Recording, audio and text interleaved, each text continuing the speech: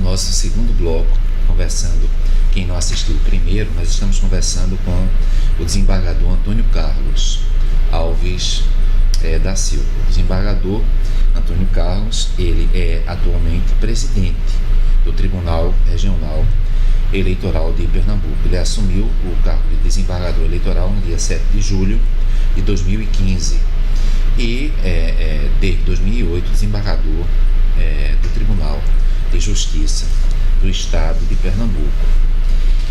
Pois bem, a gente estava conversando há pouco sobre o voto, se ele deveria ou não ser obrigatório no Brasil, claro, diante das circunstâncias que o Brasil possui. E também, dentro dessa questão da capacidade eleitoral ativa e passiva, falamos sobre os militares. E aí, os militares devem ser inelegíveis mesmo? Qual é a sua opinião a respeito da inelegibilidade para os militares? Eu sou favorável à inelegibilidade para os militares, como já disse também, para todos que ocupam um cargo público de direção, como nós, magistrados, promotores, procuradores. E essas pessoas deveriam só se lançar para concorrer a cargos públicos depois da sua aposentadoria. Então, eu penso assim, porque aí nós teríamos representante da classe, mas não ativo dentro das unidades. Certo. Mas bem recentemente o Supremo Tribunal Federal, em razão de nomeações da presidência da República, teve que discutir se membro do Ministério Público poderia ou não exercer atividade político-partidária, ser ministro ou ministra. Por exemplo, a Constituição ela veda o exercício para o Ministério Público, veda o exercício de atividade político-partidária, salvo as exceções previstas em lei. E aí vem o ato das disposições transitórias, o artigo 29, parágrafo 3º das transitórias, e diz, olha, existem algumas exceções para aqueles membros do Ministério Público que à época da promulgação da Constituição de 5 de outubro de 88 já eram membros do Ministério Público. E aí, o que é que pensa disso? Essa exceção que não existe para a magistratura, essa exceção para o Ministério Público. O que pensa dessa matéria tão tormentosa? Via de regra, eu acho que ela deve estender ao Ministério Público. Certo. Porque a Constituição veio para corrigir distorções anteriores. Eu acho que essa distorção vinha anterior à Constituição. Então, daí a Constituição regulamentou. Então, se regulamentou, atinge o anterior e o posterior. E aí uma outra questão também muito polêmica, porque os tribunais eleitorais, tanto o Tribunal Superior Eleitoral, artigo 119 da Constituição, quanto o Tribunal Regional Eleitoral, 120, possuem 2 advogados, né? Então, por nomeação do presidente da República, é possível, sim, um advogado com notável saber jurídico e idoneidade moral, indicado pelo Supremo Tribunal Federal, compor o Tribunal Superior Eleitoral. E algo, por simetria, ocorre no Tribunal Regional Eleitoral. O que eu pergunto é o seguinte, esses 2 advogados têm mandatos. Exato. Por outro lado, nos tribunais de justiça e nos tribunais regionais federais, há a figura do 5º, onde também há a participação do Ministério Público e da advocacia, só que aí eles não têm mandatos. E aí se discute. O que é mais democrático? Fixar mandato para que os advogados tenham participação nos tribunais, tal como ocorre nos TREs e no TSE, ou não fixar mandato, estabelecer a vitaliciedade automática, como ocorre nos TRFs e nos tribunais de justiça. Lembrando que se é para oxigenar o poder judiciário, talvez a participação de mais membros da advocacia por mandatos, talvez isso provocasse uma oxigenação maior. O fato, no entanto, é mandato ou não mandato, pela sua experiência, tanto no Tribunal de Justiça quanto no Tribunal Regional Eleitoral, qual seria a melhor opção? Eu sou da corrente que eu sou contra o 5º Constitucional. Certo. Partindo do princípio que os magistrados prestam concurso para a magistratura, então é de carreira. O 5º Constitucional não há concurso. Então, apesar de chegarem aos tribunais pessoas com capacidade, bom conhecimento, mas entendo eu que não tem a experiência, a vivência, o dia a dia que nós, juízes, que começamos, temos. Então, eu vejo hoje que, por exemplo, no STJ, o membro vai, quando chega lá, passa a ser ministro, e a gente verifica que cresce o número do quinto constitucional. E lembrando que no caso do STJ não é nem quinto, é um terço, que é mais, portanto. Exatamente. Não é? E pelo que eu entendi, está colocando uma questão fundamental, ou seja, além desse terço proveniente do Ministério Público e dos advogados, nos outros 2 terços, um terço dos desembargadores dos tribunais de justiça e nos desembargadores dos tribunais regionais federais, esses 2 terços também, muitas vezes, esses 2 terços, eles são penetrados por pessoas que vieram do quinto dos tribunais de justiça. Exato. E, portanto, não do concurso. Exatamente. O que pensa disso? Eu vou aquela posição que eu sou, certo? E é uma corrente muito forte a respeito do quinto constitucional. Nós, magistrados, não entendemos a motivo do quinto, porque sem o quinto refresca muito mais, certo? Apesar da modificação da lei, que passou para 75 anos, certo? Eu, apesar de ser beneficiado, eu acho que ela deveria ficar nos 70 anos, uma maneira de refrescar os tribunais. Certo.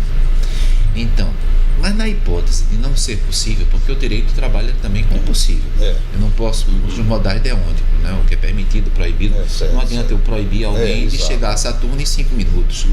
Então essa norma não seria jurídica, dentro do que é possível no Brasil. Ou seja, continuando com o quinto, continuando com a participação dos 2 advogados, tanto no Tribunal Superior Eleitoral, quanto também nos tribunais regionais eleitorais.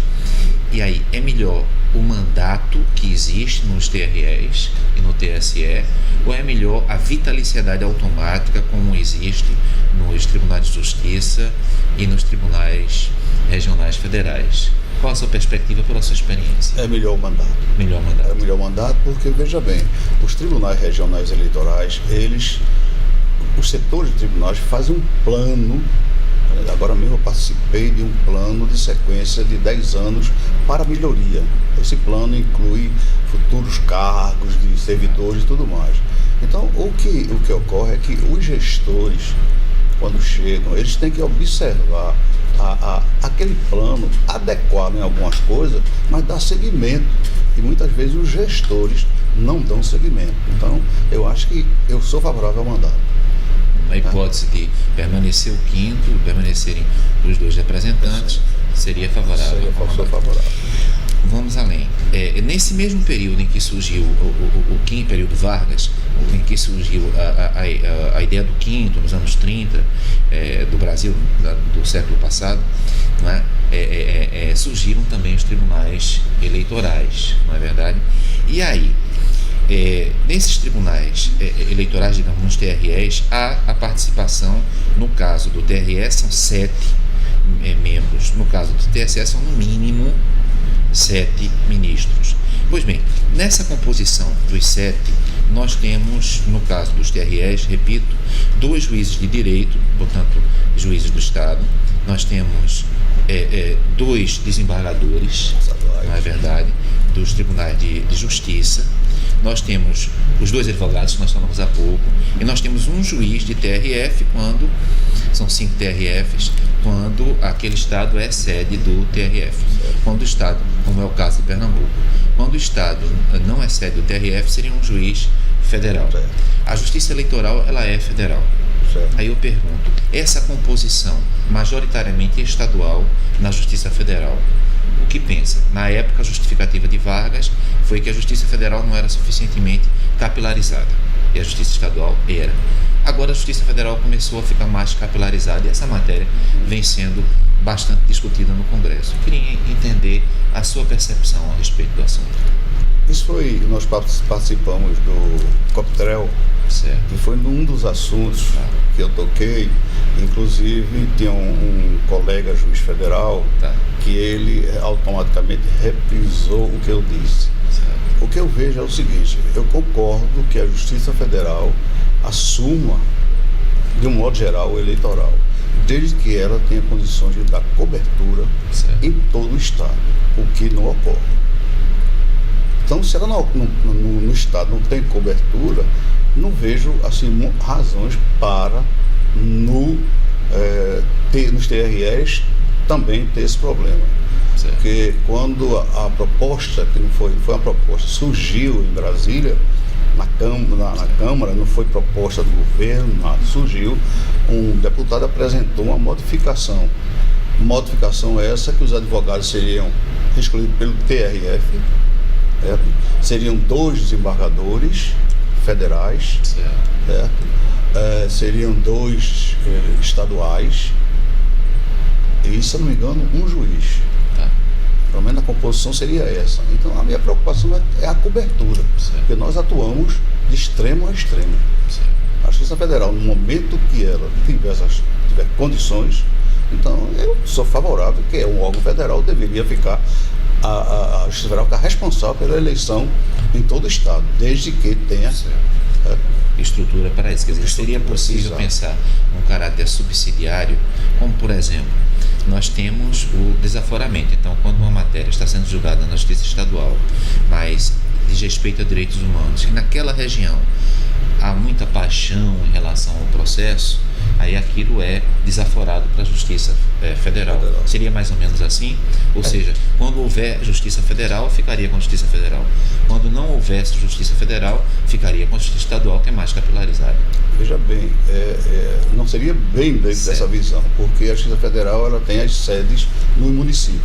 E, logicamente, o número de juízes federais, ele não dá, inclusive, para dar cobertura naquele polo regional do município. Certo. Então, nós temos, por exemplo, o Garanhuns, nós temos tem a Justiça Federal, mas nós temos ao redor de Garanhuns 23 municípios. Então, não há juízes federais suficientes para realizar a eleição. Então, ficaria uma dicotomia, realizaria na sede e o resto seria a Justiça Estadual. Eu perguntaria também o seguinte: Supremo Tribunal Federal. O Brasil tem um Tribunal Superior Eleitoral, mas quase tudo está na Constituição. E aí há recursos para o Supremo Tribunal Federal.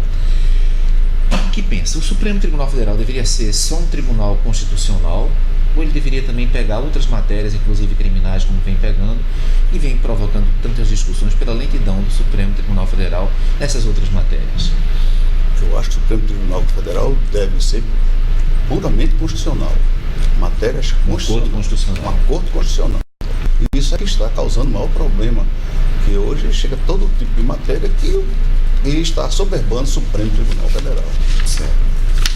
Bom, eu também perguntaria o seguinte: hoje em dia cada vez mais se fala em direitos para grupos, como por exemplo aquelas pessoas que têm deficiência, pessoas com deficiência, né? Então as pessoas com deficiência são também cidadãs. Como é que vem sendo essa cobertura para as pessoas que não enxergam, para as pessoas que não escutam, pessoas com deficiência que têm dificuldade de locomoção, às vezes a urna está lá no primeiro andar ou segundo andar? Como é que o Tribunal Regional Eleitoral de Pernambuco vem tratando sobre a urna funcional? Nesse aspecto, os tribunais regionais, eles verificam o eleitor que tiver essa deficiência, comunica ao Tribunal Regional Eleitoral. E o Tribunal Regional Eleitoral adequa a situação à situação do eleitor. Então, se ele tiver qualquer deficiência, ele não irá subir. Vai ter uma urna, a urna desce, a gente modifica a sessão para que atenda ao eleitor, desde que ele comunique, porque nós não sabemos quem tem deficiência. Existem estatísticas sobre isso? Eu não tenho agora, no momento, eu não tenho. Mas se houver, existe dentro do Tribunal Regional Eleitoral, digamos, um setor responsável. Qual é o setor? É a corregedoria mesmo da situação. Que é encaminhado ao corregedor e ele aqui repassa. Perfeito. Novo Código de Processo Civil, né?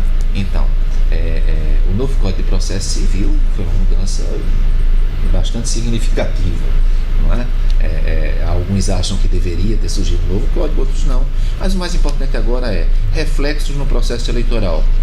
Tem sentido alguma mudança desde março, em função do novo Código de Processo Civil na Justiça Eleitoral? Isso ainda não foi percebido? Não se aplica ao TRE. O TSE já baixou instruções a respeito disso, porque os prazos eleitorais, eles são totalmente diferentes do novo Código de Processo. Os prazos são de 24 e 48. Então, não é aplicável o novo código e o TSE já passou, passando as instruções a respeito disso. Certo. Permanece como está atualmente. A orientação é essa. Perfeito. Mini reforma eleitoral. O que é que destacaria nas eleições de 2016 que pela primeira vez deva ser aplicada? Então, houve uma mini reforma eleitoral e aí eu pediria basicamente isso. Teria algum destaque? Olha, essa eleição tem estas mudanças que eu queria fazer ênfase a respeito. Tem muitas mudanças. A mini reforma reduziu tudo à metade do que era anteriormente. Quem tinha 90 tem 45. Quem tinha 10 tem a 5. Isso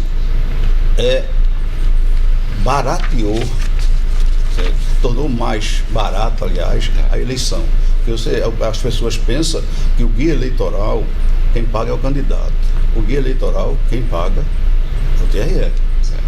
As inserções, quem paga é o TRE. Guia eleitoral e fundo partidário.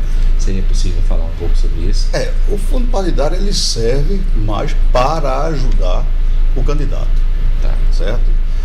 Desde que haja uma coesão dentro daqueles candidatos, então o fundo partidário chega para ajudá-lo. Fica mais difícil fiscalizar, quer dizer, uma coisa é financiar o próprio candidato, outra coisa é entregar o dinheiro para o partido.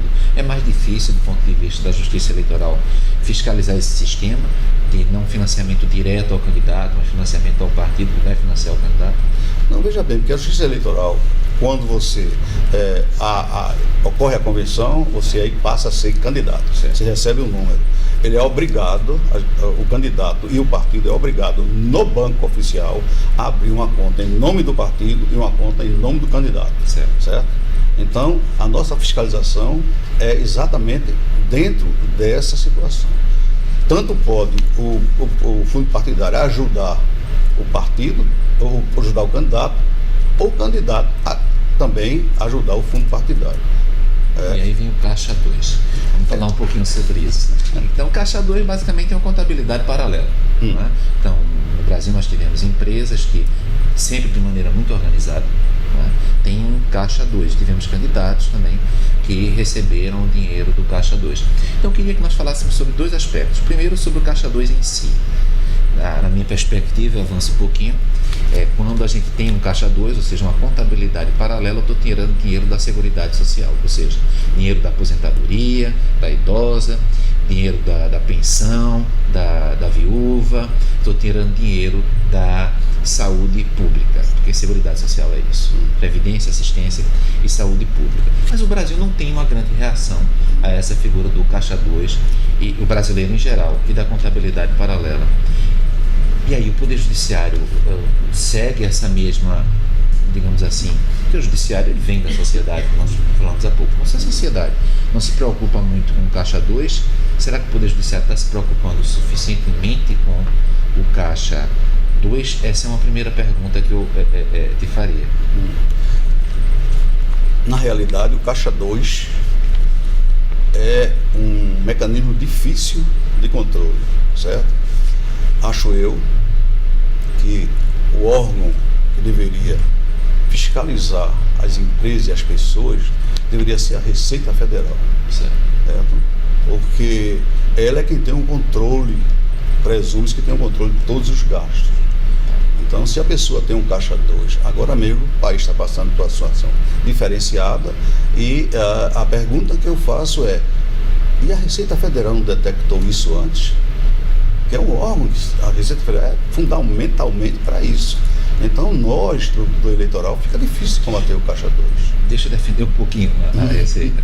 Veja bem, quer dizer, hoje mesmo no estado de Pernambuco nós tivemos uma grande operação operação, sobre a qual eu não vou conversar especificamente, certo. Mas, como eu nunca faço, mas, digamos assim, a ideia que eu tenho é que tanto a mídia quanto, digamos assim, a própria população não tem um grande interesse. Se hoje jogar a Argentina e, não sei bem, Estados Unidos, esse jogo da Argentina e dos Estados Unidos tem muito maior ibope do que qualquer operação da polícia. E mais, às vezes nós temos os dados, mas há o problema do sigilo. Então, fica uma situação meio interessante, a gente discute isso muito no mestrado e no doutorado. E aí, nós temos os dados, mas nós não podemos utilizar esses dados. Nós temos o SPED, nós temos, está crescendo muito a figura do SPED financeiro, mas eu tenho dificuldade de utilizar o SPED financeiro. E aí, não parece esse um problema, a questão do sigilo, ter os dados e não poder utilizar esses dados. Sendo ainda mais concreto, o Ministério Público Federal precisa entrar mais em contato com o Ministério Público Estadual. Certo. A Fazenda Pública Federal precisa entrar mais em contato com a Fazenda Pública Estadual e Municipal. Certo. Me parece que o Código Tributário deixa claro nos artigos 198 e 199 essas possibilidades, mas a jurisprudência às vezes dificulta isso. Para a Fazenda, sendo ainda mais concreto, como é que pode uma pessoa que declara isenção de imposto de renda ter um helicóptero? Então, imposto de renda é federal, mas o helicóptero ela compra com ICMS, que é estadual. E tem uma grande fazenda, ou melhor dito, pode ter uma mansão, um triplex na Avenida Boa Viagem, pagando IPTU municipal. Então, se as fazendas públicas não articularem essas suas atividades, não fica difícil demais fazer uma fiscalização incompleta? Vamos tomar, por exemplo, eu já fui escrevente, substituto de notas e fui oficial de cartório de imóvel. Então eu vou tomar, por exemplo, a situação. O que é que acontece? Muitas pessoas pensam que chega no cartório de nota, faz uma escritura pública, certo. Enquanto não registra, a Receita não toma conhecimento. Certo. Quando na realidade, na hora que você faz a escritura pública, automaticamente o cartório de notas é obrigado a comunicar a Receita. Quando você registra a propriedade, transfere ela para você, o cartório de imóveis é obrigado a comunicar. Então, presume-se que a Receita Federal, a Receita Estadual tomou conhecimento. A estadual como? Que a avaliação da prefeitura é muito baixa. Mas peguemos esse exemplo, que eu acho muito significativo. Por exemplo, aqui na Justiça Federal, existe o Bacenjude, então a gente entra em contato com muita facilidade com o Banco Central. Então, se uma pessoa tiver em seu nome, no seu CPF, contas, a gente consegue fazer uma penhora. Mas a nossa comunicação, mesmo em período de internet, com os cartórios de imóveis, ainda se faz por ofício em papel. Eu trabalhei, como falei há pouco, na Corregedoria Estadual. Então, em que medida já não é momento de os cartórios de imóveis, em todo o Brasil, inclusive no estado de Pernambuco, na cidade do Recife, ficarem informatizados? Ou seja, ao invés de eu mandar um ofício de papel, eu mando uma missiva eletrônica. Eles são informatizados. Já estão informatizados? Já. E por que não há esse contato? O problema é, exemplo, objetivo. Certo. Nós estamos fazendo convênio, como já lhe disse, com a Fazenda Estadual, convênio com a Receita Federal, convênio com as prefeituras, certo? Que eles são, no convênio, eles são obrigados a passar os dados. Então, eu acho que os órgãos, certo?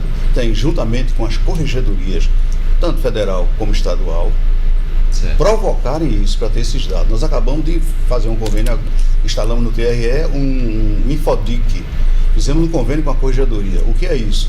Os cartórios de registro civil, na hora que registrar um falecimento, certo, automaticamente cai no cadastro eleitoral da gente, para a gente excluir aquele eleitor. Então é questão de a gente procurar um mecanismo. Eu procurei esse mecanismo, fiz um convênio com o corregedor, que é do Dr. Roberto, do Roberto Ferreira Lins.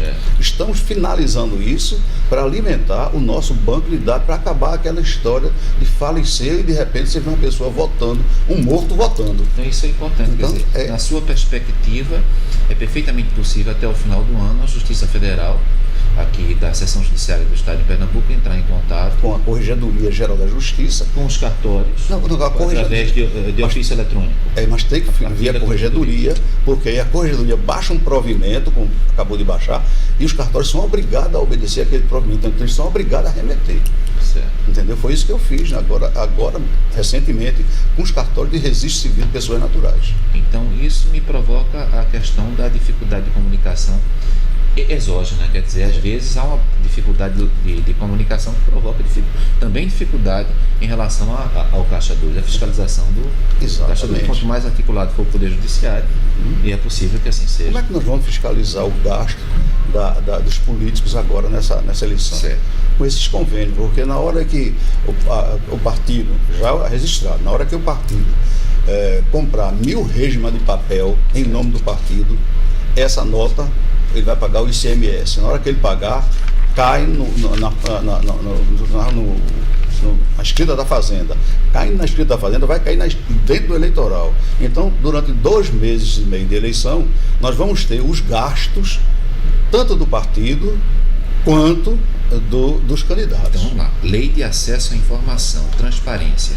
Nas próximas eleições, online, se a pessoa que está nos assistindo quiser fazer um acompanhamento dos gastos de um partido e os gastos de um candidato, até para verificar a correspondência da propaganda que ele faz e dos gastos que ele diz ter, vai em que site? Qual é o caminho eletrônico para fazer essa fiscalização? Nós estamos no TRE criando um mural.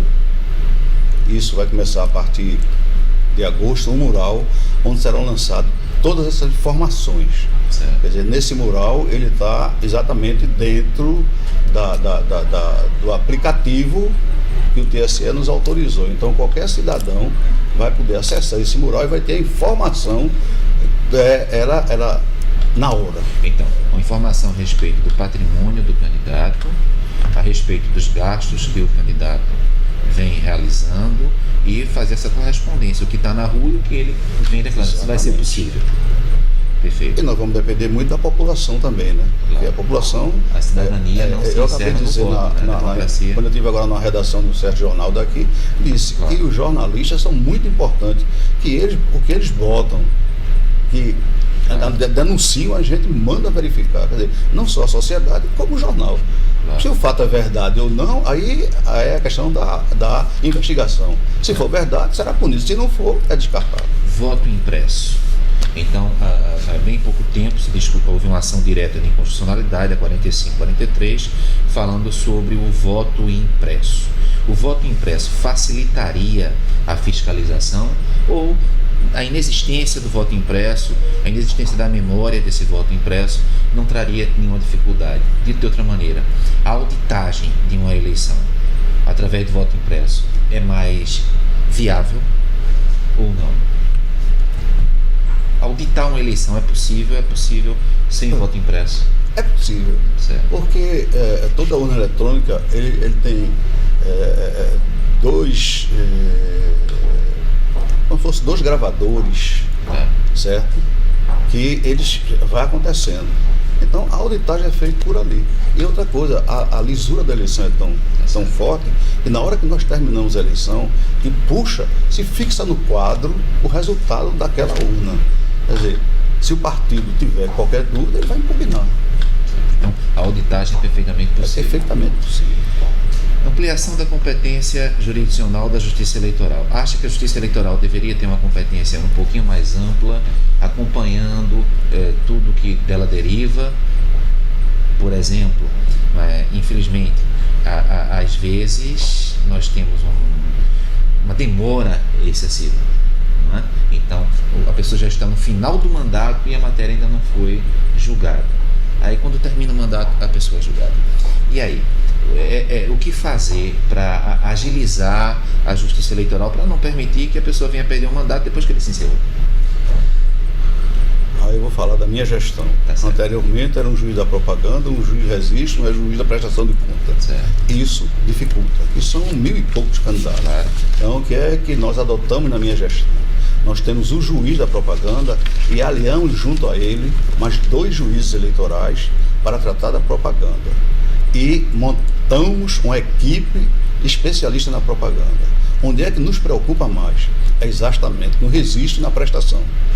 Certo? O registro não tanto, mas a prestação de conta. Então, nós adotamos tanto a propaganda como para o registro Como para a prestação de conta, o mesmo esquema. Só que na prestação de conta, nós botamos mais 2 juízes e vamos aumentar o número de pessoas para ver se conseguimos julgar o máximo possível antes da diplomação. Certo. Que é o mais importante da justiça eleitoral. Então eu queria, foi super rápido, né?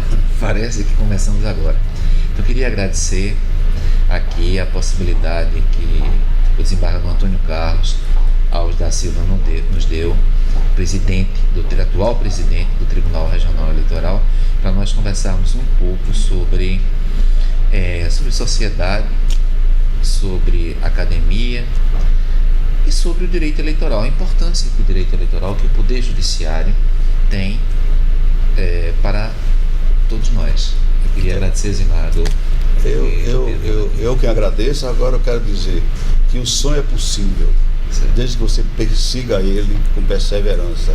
No meio haverá a safra e a entre-safra. Na safra você tem muitos amigos, na entre-safra você não tem. Então você tem que saber se equilibrar na entre-safra para crescer novamente dentro da honestidade e dentro da sua capacidade. Isso é que é importante. Muito obrigado. Obrigado a você.